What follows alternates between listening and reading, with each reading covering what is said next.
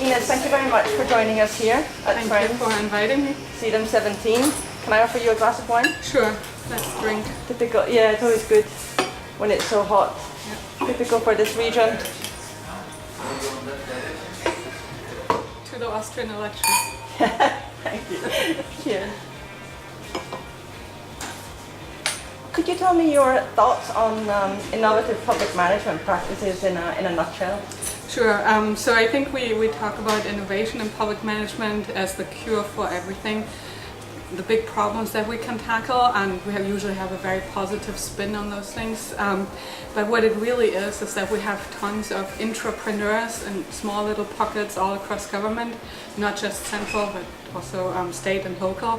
And they are all very innovative. They have ideas, and some of them bubble up to the surface, and others will just die down as soon as leadership leaves. And so some of the work that I do on innovation management is that I'm trying to understand how can we institutionalize some of those innovative practices. What does innovation mean to you? Yeah, well, I'm looking at it obviously, what does innovation mean in the public sector? And it's not always something completely new, something we've never seen before. We might just incorporate it from the private sector and say, okay, that's a very good practice that worked there, and so why don't we adopt it to the circumstances that we experience in the private sector, in the public sector, sorry. Could you name a good practice in public management? Yeah, so some of the good practices I talked about today were that we are actually institutionalizing innovation offices. They come in all kinds of different forms, like innovation labs or the digital service teams that I talked about, that have the freedom to completely rethink how government works.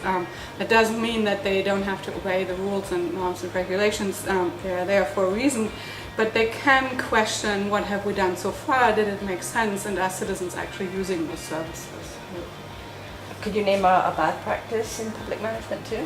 Yeah, I think the worst is, or kind of an inhibitor to all these innovations that are coming up, and where lots of people, and I don't only talk about young people who move into government, but also others who have seen some of the representations of government services, or that services are not used for reasons.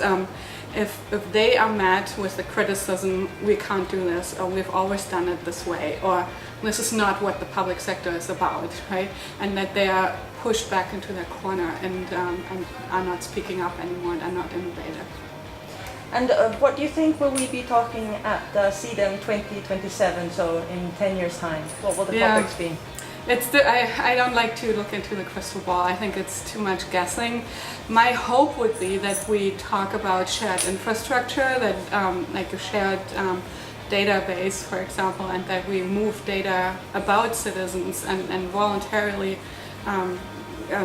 submitted data by citizens easier across the municipalities, to the health sector, to police and so on, but that they are still in control of their data. So that would be one of the things where I think innovation really needs to happen.